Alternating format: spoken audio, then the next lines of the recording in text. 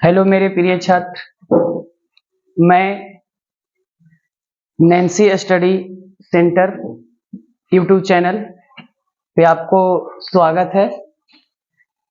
हमें इस चैनल को लाइक करिएगा, सब्सक्राइब करिएगा। मैं पिछले वीडियो में बताया कि वस्तुनिष्ठ प्रश्न का थ्योरी क्या थी। अब मैं इस वीडियो में बताने जा रहा हूं कि वस्तुनिष्ठ प्रश्न थ्योरी पढ़ने के बाद देखिए कितनी आसानी से सोल्व होता है। जैसे लिखा हुआ है, पहला क्वेश्चन से कि जिप्सम का रासायनिक सूत्र क्या होता है। तो जिप्सम के रासायनिक सूत्र CaSO4 इंटू हाफ H2O लिखा हुआ है पहला। फिर लिखा हुआ है CaSO4 into 2H2O, CaSO4 into 10H2O। ये तो कभी होगा नहीं और इनमें से कोई नहीं, ये दो तो नहीं। ऑप्शन बच्चे के कंफ्यूजिंग रहती है ए वाला में जिप्सम और विरंजक चूर्ण दो का सेम टू सेम रहता है।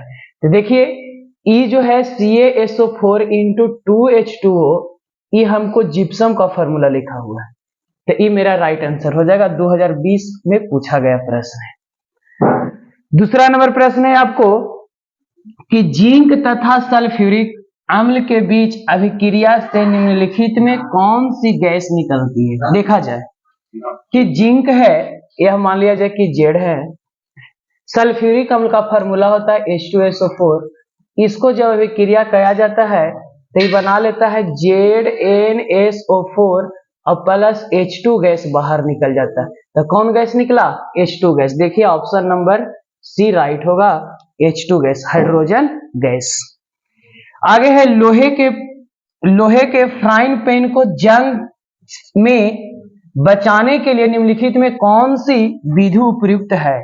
कि लोहे के फ्राइंग पैन को जंग से बचाने के लिए कौन सी विधि उपयुक्त है। तो हम बताए थे लोहा, टीन, ये सब जो है उस पर क्या करते हैं कि पहला है ग्रीस लगा करके, नहीं ग्रीस माने चिकनाहट हो जाता है। फिर दूसरा ऑप्शन से पेंट लगा करके, नहीं पेंट भी नहीं, जिंक की परत चढ़ा करके, तो हाँ गैल्वेनाइजेशन यानी जिंक की परत चढ़ा करके हम किसी लोहे की वस्तुओं को, फ्राइंग पैन को क्या जंग लगने से हम बचा सकते हैं। आगे बोलता है निम्नलिखित में कौन सबसे भारी धातु है। पूछता है कि निम्नलिखित में कौन सबसे भारी धातु है। तो याद रखिएगा यूरेनियम सबसे भारी धातु है। आगे दिया गया है खाद्य पदार्थों के डिब्बों पर जिंक के बजाय टीन का लेप होता है, क्योंकि ऑप्शन से आपको कि खाद्य पदार्थों के डिब्बों पर जिंक के बजाय टीन का लेप होता है, क्योंकि क्वेश्चन से है दिया हुआ, क्योंकि यह पूछा गया 2019 में, टीन की अपेक्षा जिंक महंगा होता है। फिर कह रहा है प्रश्न आगे कि टीन की अपेक्षा जिंक का गलनांक अधिक होता है।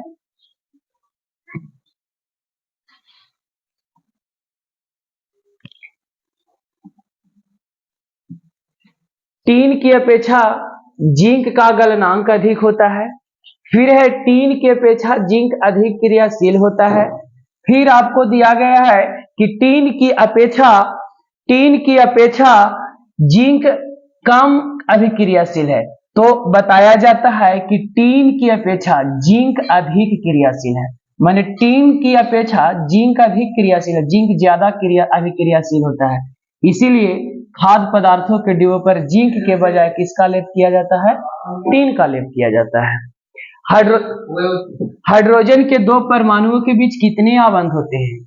हाइड्रोजन के दो परमाणुओं के बीच कितने आबंध होते हैं?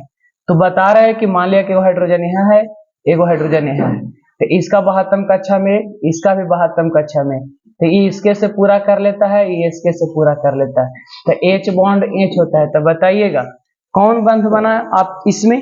तो हमको बंध बना क्या? एकल बंध बना। कौन बंध बना? एकल बंध बना। बोलता है निम्नलिखित में किस धातु का गलनांक सबसे कम है।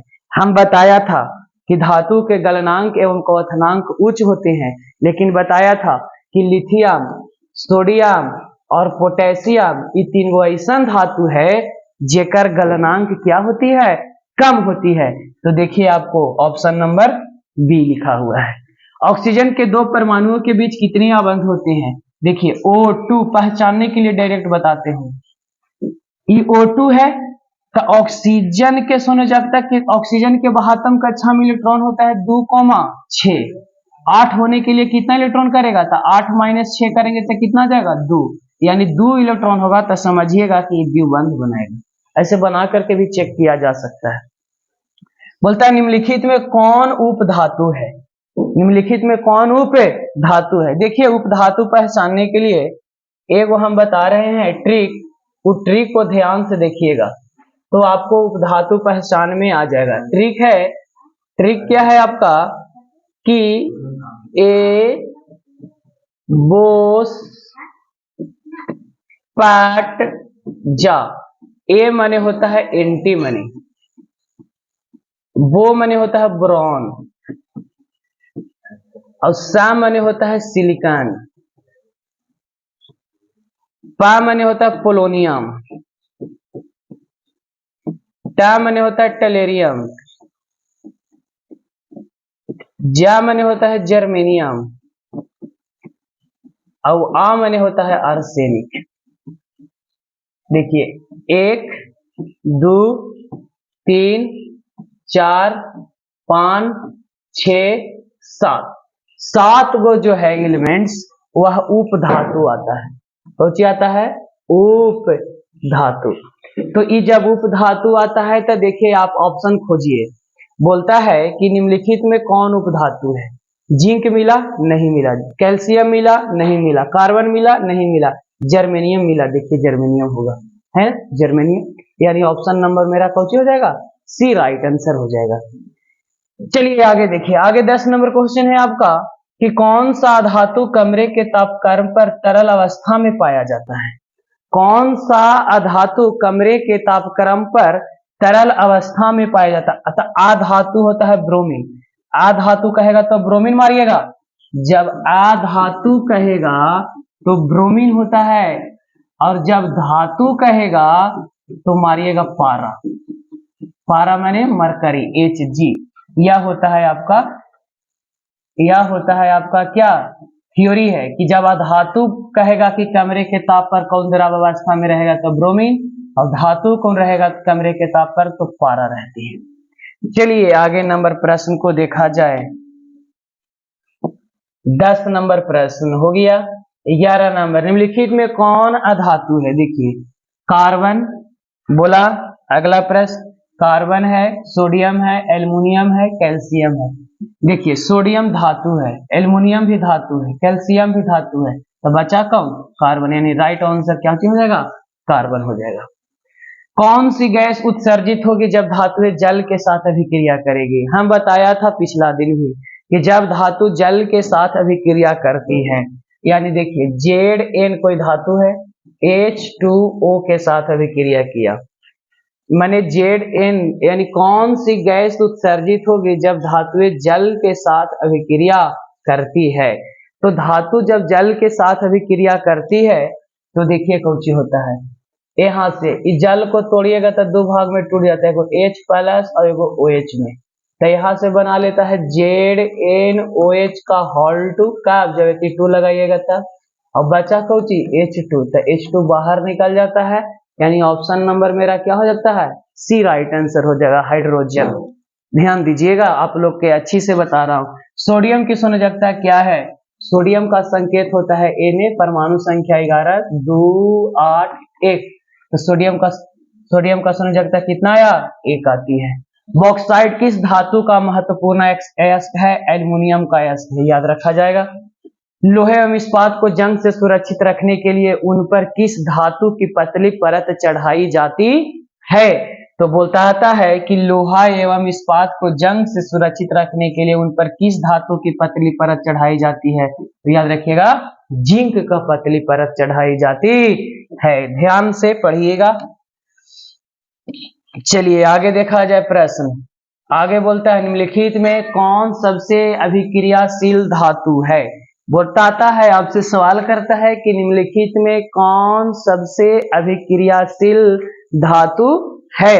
तो सबसे अभिक्रियाशील धातु जो है वह पोटेशियम होता है। पोटेशियम से स्टार्टे होता है ऊपर सक्रियता श्रेणी, पोटेशियम, सबसे पहले अभिक्रियाशील पोटेशियम होता है, पोटेशियम पोटेशियम पोटेशियम होता है।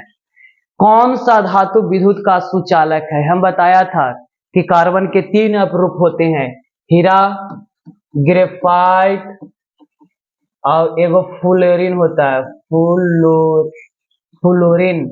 तो बाबूरे यानी देखिए कौची मिला, सल्फर मिला नहीं, सल्फर, ग्रेफाइट, क्लोरीन, फास्फोर इस सब धातु है, लेकिन विद्युत का सुचालक कौन है? तो बताया जाता है कि ग्रेफाइट जो है विद्युत का सुचालक है। विद्युत अपघटनी परिष्करण में अशुद्ध धातु को बनाया जाता है। याद रखिएगा, हम जब बताए थे तो उसमें बोला था कि विद्युत अपघटनी में अशुद्ध धातु को बनाया जाता है, एनोड बनाया जाता है, और शुद्ध धातु को कैथोड बनाया जाता है। ध्यान से पढ़िएगा। 19 नंबर प्रश्न देखिए, बोलता है पारे का अयस्क क्या है? तो पारे का अयस्क क्या है? तो पारे का अयस्क है सिनेबार। क्या अयस्क है? सिनेबार। फिर है सक्रियता श्रेणी में सबसे अभिक्रियाशील धातु कौन है? आपको पहचानना है अबरे। तो सक्रियता श्रेणी में सबसे अभिक्रियाशील धातु जो है उस धातु का नाम फिर किस सब, सोना, सोडियम, पारा, कॉपर। तो उसके बाद मतलब इस सभी के सक्रियता श्रेणी के बाद जो आने वाला तत्व है उसका नाम है कौची? सोडियम। सक्रियता श्रेणी बताया गया है, वीडियो में पीछे देख लीजिएगा। नाइट्रोजन डाइऑक्साइड गैस के धुएं का रंग कैसा होता है? बता रहा है कि नाइट्रोजन डाइऑक्साइड के धुएं का रंग कैसा होता है? भूरा होता है। नाइट्रोजन के सभी ऑक्साइड जो होते हैं भूरे कलर के होते हैं। स्टेनलेस स्टील मिश्र धातु है, बोलता है स्टेनलेस स्टील मिश्र धातु है किसका? लोहा का। किसका? लोहा का। फिर 23 नंबर, फास्फोरस साधारणतः ताप पर फास्फोरस का अन्य सूत्र होता है P4 होता है। याद रखा जाएगा कि कौन होता है? P4।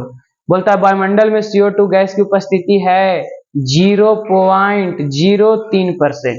0.03% वायुमंडल में CO2 की उपस्थिति है।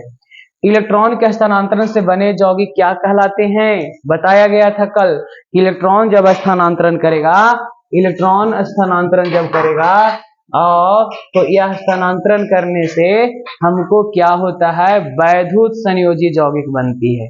क्या बनती है?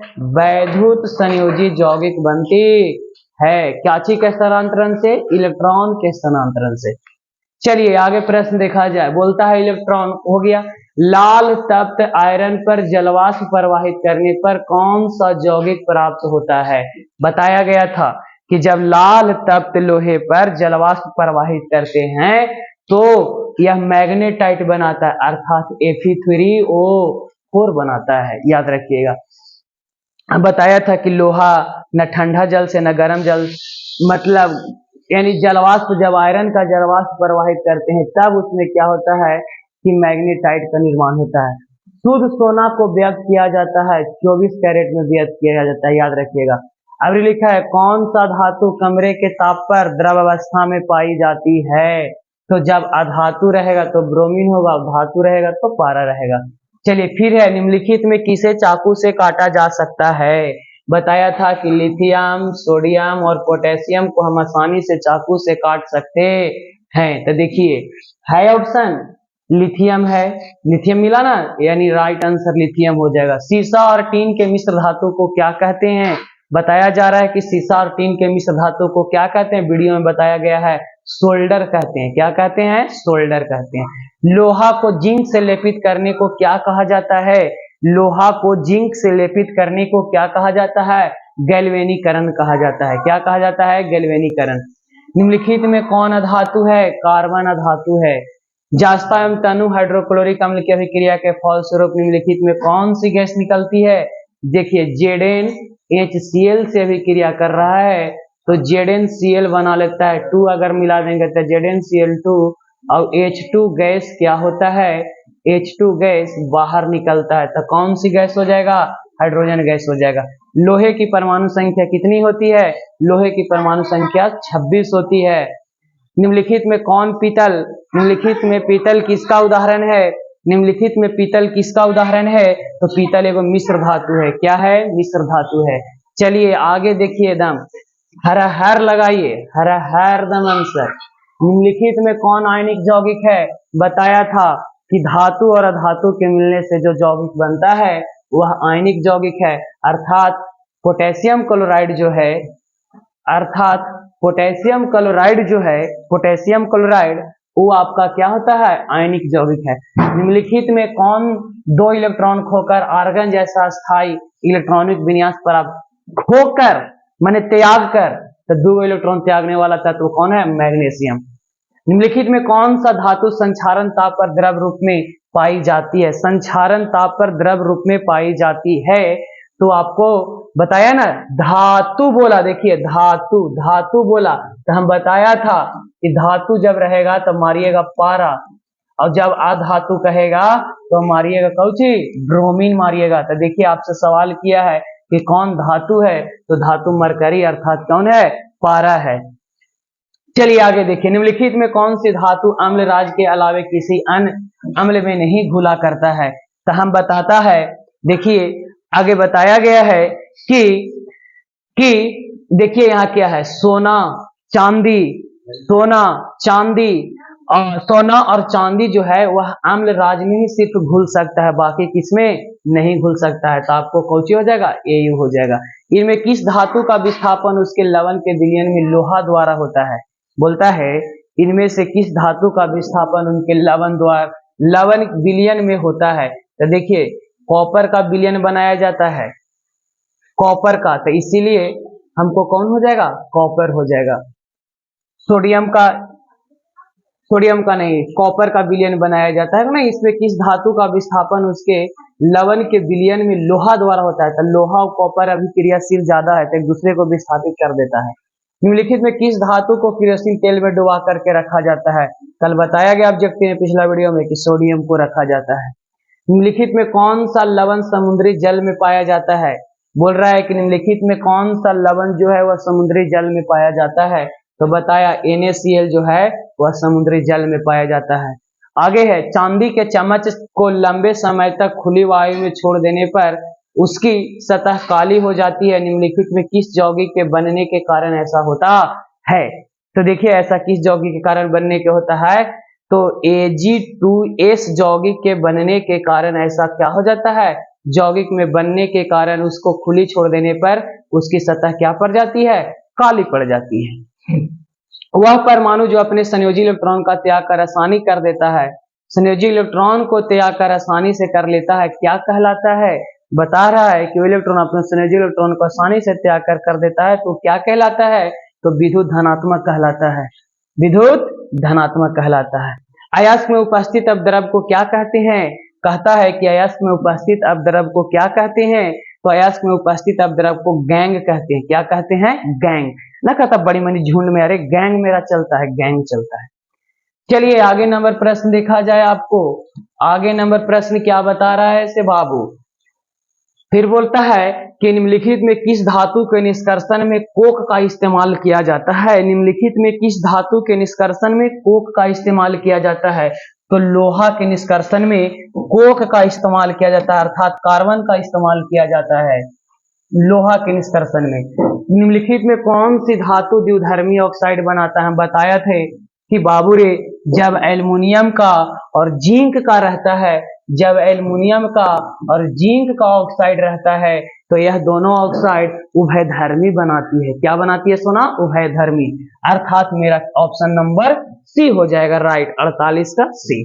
निम्नलिखित में कौन सी धातु तनु सल्फ्यूरिक अम्ल से अभिक्रिया नहीं करती है?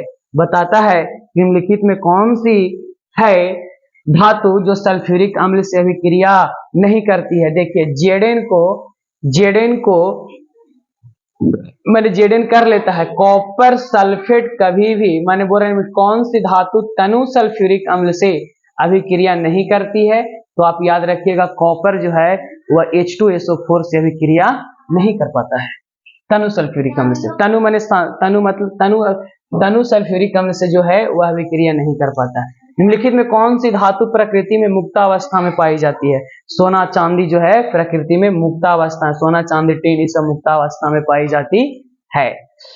निम्नलिखित में किसकी उपस्थिति में लोहे में जंग लगता है? शुष्क ऑक्सीजन, आर्द्र वायु, कार्बन डाइऑक्साइड, और फिर है आपको सिर्फ जल। तो बताया जाता है कि जब आर्द्र वायु रहेगा तो उसमें मैंने शीत की मात्रा रहती है, तो उसमें क्या रहती है, लोहे में जंग लगता है। निम्नलिखित में किस गुण के कारण धातुओं के तार बनाए जाते हैं? तो धातुओं के तार जो बनाए जाते हैं उसमें तन्यता गुण के कारण, तानेंगे तो तन्यता होगा, यानी तन्यता गुण के कारण। निम्नलिखित में कौन सी धातु उसके द्रवित क्लोराइड का वैद्युत अपघटन करके प्राप्त की जाती है? तो बाबू रे कौन सी धातु प्राप्त की जाती है? तो कैल्शियम प्राप्त की जाती है। कौन सी प्राप्त की जाती है? कैल्शियम। चलिए आगे नंबर प्रश्न को देखा जाए। आगे नंबर क्या है से, तो आगे नंबर आपको क्या है, देखिए ध्यान से, बताता है कि निम्नलिखित में कौन सी धातु वायु में कसकर गर्म किए जाने पर भी ऑक्सीजन से संयोग नहीं करता है? तो बाबू रे ऑक्सीजन से संयोग जो नहीं करता है वह Ag, मैंने सोना चांदी बताया था ना, वो कभी भी वायु से संयोग नहीं करता है। किस में कौन सा धातु तनु नाइट्रिक अम्ल से अभिक्रिया करके हाइड्रोजन गैस मुक्त करता है? बताया गया था पिछला बार में कि नाइट्रिक अम्ल से कौन अभिक्रिया करता है, तो याद रखिएगा मैग्नीज हाइड्रोजन गैस मुक्त करता है नाइट्रिक अम्ल से अभिक्रिया करके। मिल्क में कौन सा कथन भर्जन के संबंध में सही नहीं है? तो बताता है यह सल्फर को ऑक्साइड में परिवर्तित कर देता है, यह वाष्पशील द्रवों को दूर कर देता है, यह अयस्क को शुष्क बना देता है, फिर है यह अयस्क को चूर्ण में परिवर्तित कर देता है। तो बाबू रे जब भर्जन पूछेगा तो भर्जन जो होता है हमको, वो भर्जन क्या करता है आपको, कि हम आपको भर्जन यह अयस्क को चूर्ण में परिवर्तित कर देता है। अयस्क को क्या कर, चाहे सल्फाइड अयस्क हो चाहे कार्बोनेट अयस्क हो, ये पूछता कि भर्जन किस लिए किया जाता है, तब बताते कि सल्फाइड या कार्बोनेट। तो बाबू रे जब पूछेगा कि हमको भर्जन किसमें संबंध में नहीं, तो कोई चीज को अयस्क लेते हैं तो उसको चूर्ण में परिवर्तित कर देते हैं। निम्नलिखित यौगिक में कौन जल में विलीय है? तो बताया जा रहा है कि जल में कौन विलीय है, तो ग्लूकोज जो है वह जल में क्या हो जाता है, विला जाता है। निम्नलिखित में किसमें धातुई गुण नहीं पाया जाता है? कह रहा है कि किसमें धातुई गुण नहीं पाया जाता है, तो आर्गन में धातुई गुण, क्योंकि आर्गन धातु है ही नहीं, निष्क्रिय गैस है। फिर आगे प्रश्न है आपको कि यह तत्व ऑक्सीजन के साथ संयोग करके उच्च द्रव्यमात्रा वाला यौगिक बनाता है, यौगिक जल में घुलकर क्षारीय विलयन बनाता है, यह तत्व कौन है?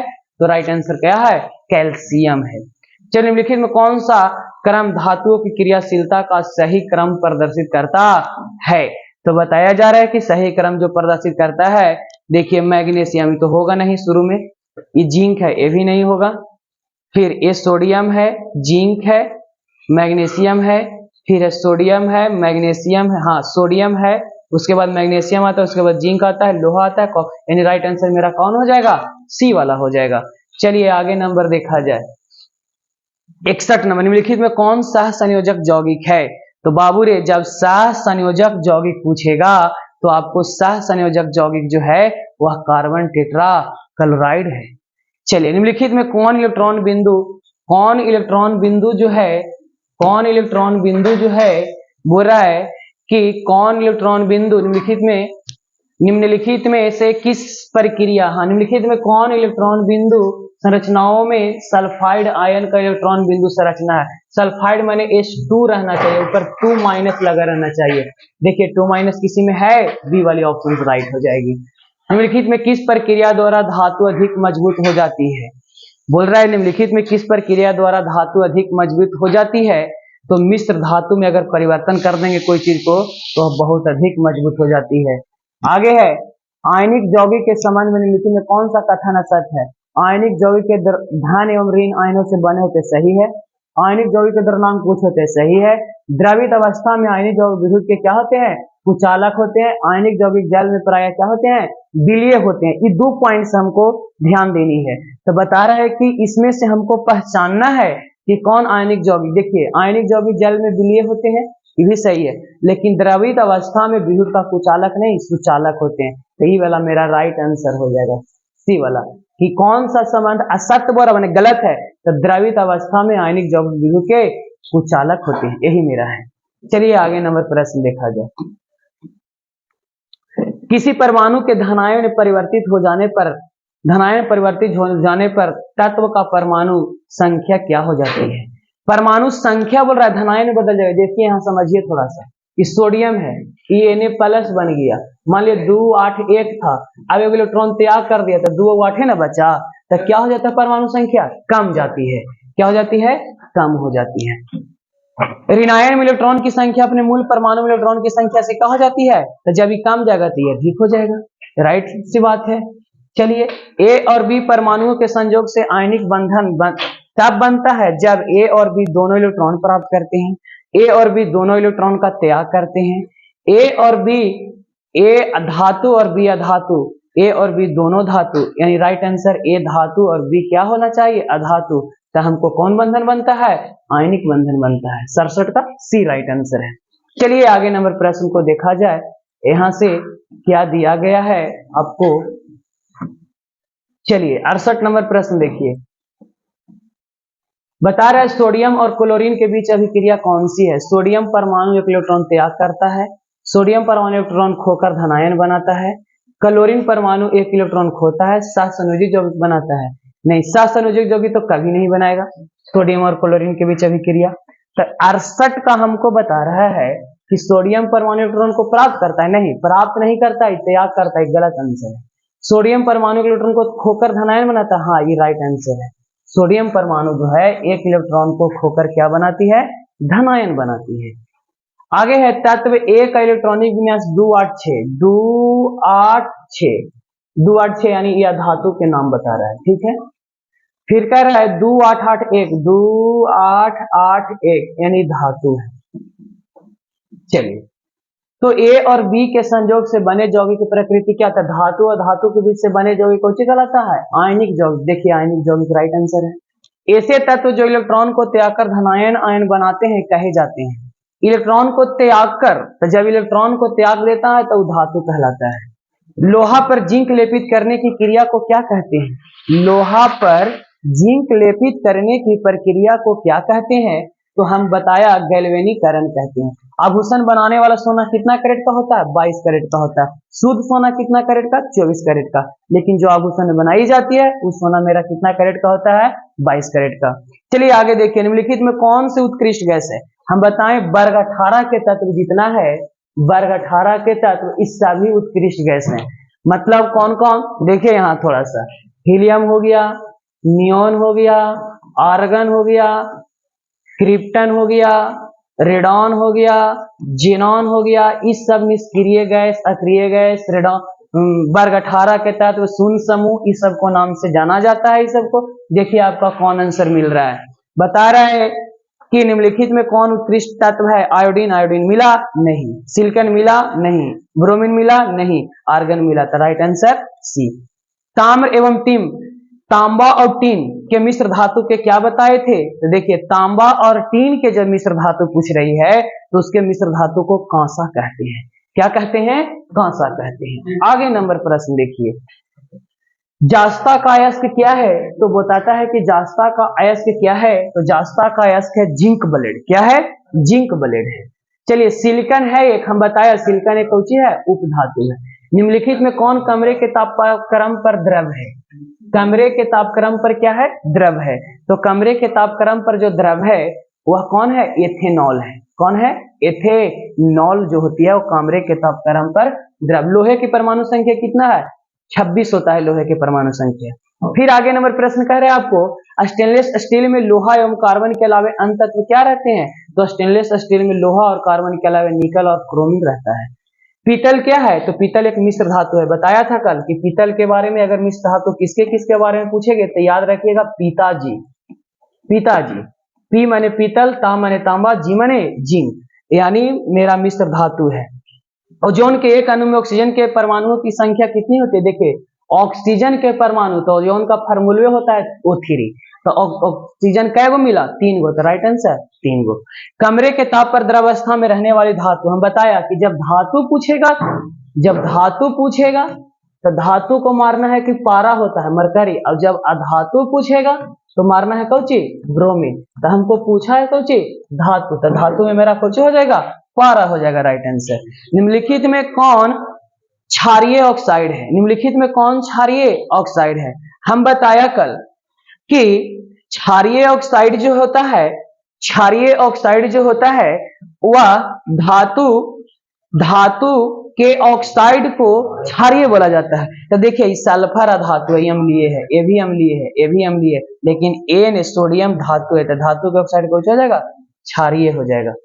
चलिए गंधक की परमाणु संख्या, गंधक माने सल्फर, याद रखिए गंधक माने सल्फर, तो सल्फर के परमाणु संख्या कितना होती है 16 होती है। कितना होती है 16 होती है, 16 होती है सल्फर की परमाणु संख्या। आगे देखिए गंधक की परमाणु संख्या 16 हो गई, उसके बाद आगे देखिएगा, आगे है आपको निम्नलिखित में कौन क्षारीय ऑक्साइड है। अब क्षारीय ऑक्साइड पर बताते हूं, तो क्षारीय ऑक्साइड धातु के ऑक्साइड, धातु के ऑक्साइड को क्षारीय बोला जाता है। तो हो गया धातु। गंधक के परमाणु संख्या 16। अधातु के ऑक्साइड होते हैं, देखिए अधातु के ऑक्साइड क्या होते हैं अम्लीय होते हैं। क्या होते हैं अम्लीय। इसके मैं इस चैप्टर का जितना भी इंपॉर्टेंट ऑब्जेक्टिव था, ऑब्जेक्टिव सेक्शन जितना भी थी उसको मैंने सोल्व किया। आप लोग को इस वीडियो को अच्छी से देखिएगा। ऑब्जेक्टिव सेक्शन धातु और अधातु का पूरा कंप्लीट हो गया। मैं 2 वीडियो बताया, आप दोनों वीडियो को अच्छी से देखिएगा। आपको जितना भी ऑब्जेक्टिव होगा वो कंप्लीट हो जाएगा। ठीक है, आप वीडियो पसंद आएगी तो लाइक करिएगा, सब्सक्राइब करिएगा, शेयर करिएगा। Thank you.